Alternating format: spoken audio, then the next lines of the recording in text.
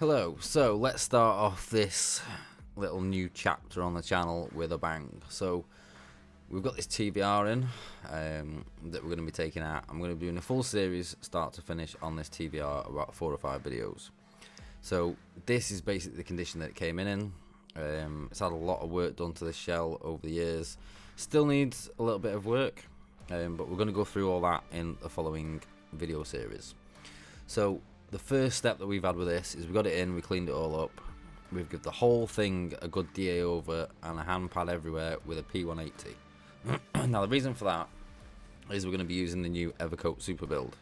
So this is quite a speciality product if you want, and we're going to be putting this on using the SATA 100B. Now this has got a 2.5mm tip in this spray gun. It's an absolute beast of a spray filler gun. So I'll tell you a little bit more about the gun in a bit, but first we'll get onto the Super Build itself. So Super Build, in essence, to me, is basically like a 3-in-1 product. So it can go direct to pretty much any substrate, so fiberglass, bare metal, etc. So very much like an epoxy, but it's got the build of a very, very high build polyester spray filler. So we're talking spray filler here, not filler primer. So already you've kind of got two products in one. You've got the ability of an epoxy to seal and sort of protect everything up and adhere to bare substrates, and you've got the build of a spray filler as well. Bonus on top of that is, if say you use this for, like we do a lot of T5s, say you had a really heavy repair on one of the big flat panels on a T5 and you want to use some polyester spray filler, but say you've got some bare metal areas showing through as well, then you could use this. It would seal up your bare metal. It would give you the more than the build of a spray filler, to be honest with you. This polyester spray filler in effect is a lot thicker than most other spray fillers. You can get it really, really thick and really load this stuff up. But the bonus to this, which you can't do with a lot of spray fillers, is you can paint directly over this. You don't need to prime it again. Now, most spray fillers that I've ever used, you cannot directly paint over. You have to prime them once you've done that. So say you've got a big repair area, you could put a couple of coats of this over it, block it out really nice, work it right up the grades to a grade that you can paint on top of, and then literally base and clear or gloss directly over this product. So you can almost do 3 whole processes in one. Now, it is expensive. It works out as about £150 per kit plus the VAT. But when you actually break that down into the fact that if I'm buying a kit of a decent epoxy, I'm probably spending 80 quid for an epoxy kit. Then I'm going to be spending, I don't know, probably 80 quid on a kit spray filler, and I'm probably going to spend 50, 60, 80 quid on a kit of primer. And I've only got one bake with this, and I've only got one process if I need to for repairs. Now, we decided to use it for this because of its build capabilities. Being a fiberglass shell, one thing that I said to the customer was, regardless of the fact of whether this has been spray filled already or whether this has been bodyworked already, I want to put a really heavy spray filler over this. I want to block it out through multiple grades to make sure we can get this body as flat and as ripple free as possible. Now, it is a TFR, it is a fiberglass TVR, it is a fiberglass body, so it's only ever going to be so straight. But giving this a real good heavy coat of the Super Build is only going to help us straighten this up a lot more than it already is. And there wasn't a lot of wobbles in it, but the ones that were there I wouldn't have been happy with once it's been painted. And it is getting painted in a candy red. It's going to be a 3-stage job. It's going to be a very extensive and expensive paint job, so we want to make sure that this car is spot on.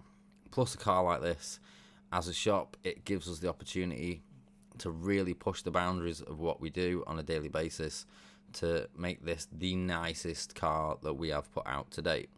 And that's what we always work towards when we're doing jobs like this, is try and put out a better car than we put out the time before when we did something like a candy repaint, and really try and keep stepping up the game. And using this product as a base on this shell, I think, was the ideal start. Now, it is tough to sand down. It's got a massive build, but you can start with like a 120 on it and then work your way up the grades to a stage where, if you want to, you can high build over it, or you could work the grades all the way up. That is something that's going to come down to a personal choice. We wanted this to basically put a really heavy build on and then basically like block 60% of this, probably 60-70% of this back off, and only leave on what was in the low areas. So once we block this, we've probably taken 70% of this back off again, and then what was left is what sat in the low areas. Another bonus to this is you'll probably notice that this stuff does go on bright pink, which is a little bit strange, but that is its own like inbuilt guide coat. As you sand this and you break through this top layer, it turns grey, so it gives you a really, really good indication of where your highs and lows are in panels, because it's got a bit of an inbuilt guide coat. Personally, I decided to guide coat it with a normal dry guide coat anyway, but again, that's personal choice. It's just the way that I like to work. It's the way that I'm used to working. So as much as it's got its own little inbuilt guide coat, I still went with the dry guide coat over the top. Now, before we go any further into explaining any more about this job and about the gun and stuff, as you guys know, last week we actually lost the channel due to hackers. The channel's, by the time you watch this, is pretty much back up and running. Now, what I would like is for you guys that have reached out, I'm going to ask for a bit of help from you guys. So all you guys that have reached out, seen the video about the hack that I put up last week, because this week and last weekend has been a very stressful and long week trying to get all the videos back up, all the playlists switched back on, all the back end of the channel put back how it was, so that it can be found in searches and the algorithms and all the rest of it. And it's going to take some time to get some traction back. So all I'm going to ask is, if you guys can just pause the video for a few seconds, leave a comment, leave a like. At the end of the video, share this video out in one of your favourite Facebook groups, in a restoration group, in a supercar group, in whatever Facebook groups you're in. Share this out, put it on your home feed, on your Facebook, etc. Just try and help us gain that little bit of traction back that we have lost, because looking at the analytics, views and traction at the moment since getting the channel back is around half what it was. It cost a lot of money in lost revenue, in lost memberships, in lost time at work, and also in new kit that we've had to put in place to back up the channel, to make sure that if anything like this does happen again, then you guys and me won't lose the channel that we love. So if you guys can just take a few minutes, whether it's now or at the end of the video, to leave a comment, leave a like, share it out somewhere, it would be more than appreciated, and it won't cost you guys a penny. So if you do like the sort of content that we produce, if you want to see more videos like this on a regular basis, then help me out. Just give it a like, give it a comment, give it a share somewhere, and that will really help us moving forward.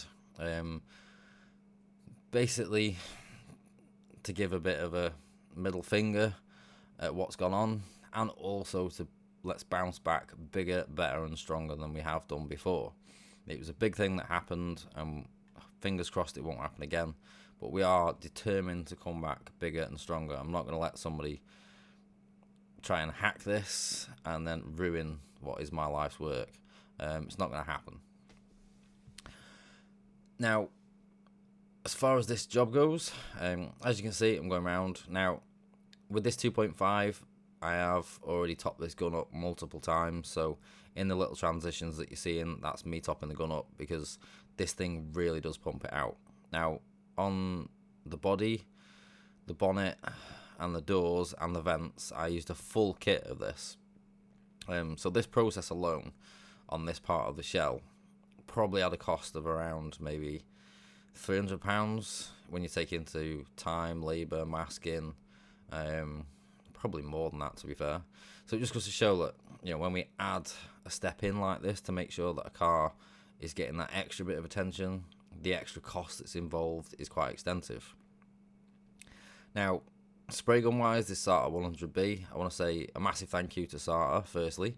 I did ask if I could borrow one of these to do this job with, and they obliged and sent me one out specifically so I could try and use one with this super build, because we don't have a spray polygon that's got this big of a tip, and it is recommended that you use a big tip size with this. Also, our sponsors SP have put a deal up, so if you want to try the super build and you need a decent gun to do it with, they have a deal. And also there is a special offer code, both of which I will link in the description as always for you guys, so do head over and check that out, because it's a nice little deal on some really nice spray poly and also an extremely nice gun. So like I said, I reached out to SATA and said, look, can I demo one of these for doing this job with, because it recommends using a 2.5mm tip. I don't have a 2.5mm tip gun, and from all the feedback that was getting on Facebook, these SATA 100Bs are by far the best for doing spray poly.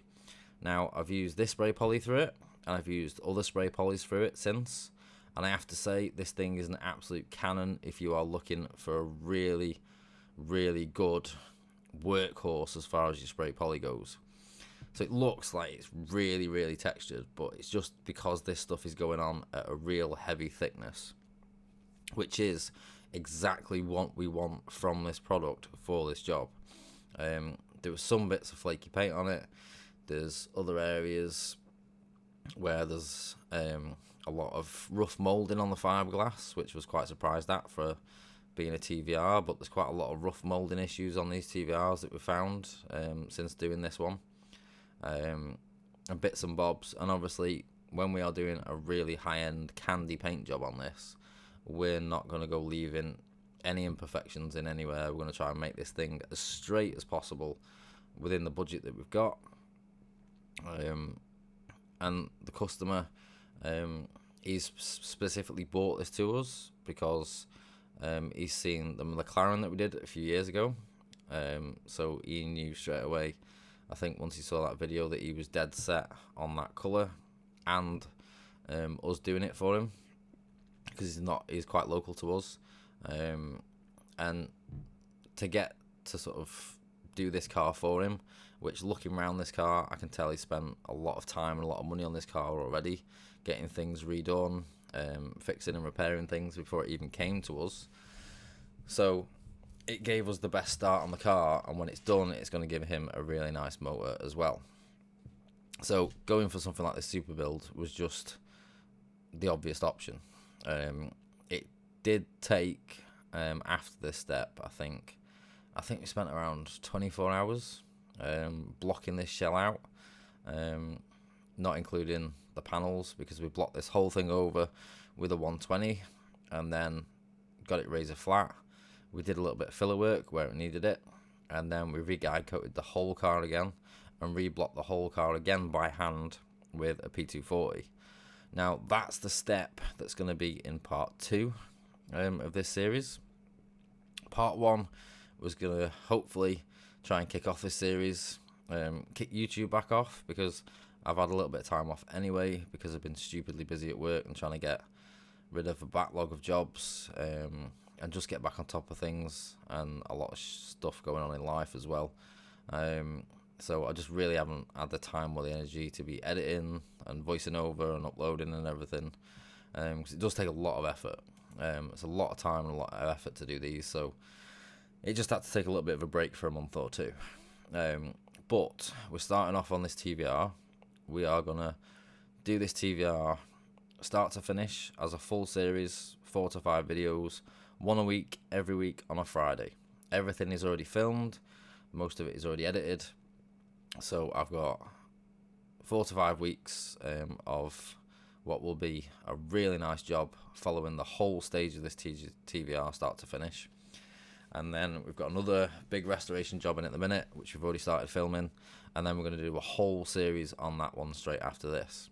So For all you guys that are sort of hardcore subscribers and channel members, I want to thank you for being patient. Well, I have been taking a bit of a break every now and again. Unfortunately, I do need a little bit of a break. I've not just got the channel, I've got the business to run, I've got a family, I've got kids, and obviously I've got my own health to look after as well. So every now and again, that little break is just needed. So here we're coming towards the end of the shell. I haven't recorded doing the rest of the panels because the video would end up too long. Now, for you channel members out there, if you are a channel member and you would like me to edit the rest of this and put a video of the whole thing, including the panel work, up as a members only video, do let me know, and I will put a longer members only video up for you guys separately as a little bit of an extra thank you for becoming a member of the channel. And I think I'll probably start making some extended cut member videos for you guys, because obviously you guys that are members are sort of more invested and maybe want to see a bit more. So I'm gonna, once I've edited one like this, I'm gonna add the rest of the footage on that we do have to something like this, so that you guys, you've got like a half hour or 45-minute video of this and then the rest of the bits and bobs afterwards. So let me know in the comments if you're a member and that's something that you would be interested in as well, and I'll look into that for you. So this is it pretty much for this video. This super build, it does have a place. I'm not sure that you use it on every restoration job that I do, just because of how tough it is to sand. But if you need something, like if you've got a really wobbly fiberglass shell like this, or you've got, you know, a restoration job that you've really heavily done a lot of filler work to, then this is an ideal product for that. The same as if you've got like heavy repair work and you want something to really build it up and block it out before you paint it, but you don't want to have to epoxy it, spray fill it and prime it. Again, this is an ideal product. Like, it's worth having a kit of this in if you're at a body shop. It's just one of them things that's worth having in. So this is the super build about an hour later. It's had a short bake. As you can see, it's nice and tough. The whole thing stays pink, and then as you sand it, you get down to that grey layer, and it'll give you that nice guide coat, which you'll see in the next video. So that's it for me, guys. Don't forget, please do me a favour, give this video a like, give it a comment, give it a share somewhere on Facebook or wherever else. It will really help us, and I'll see you next week for part 2. Bye for now.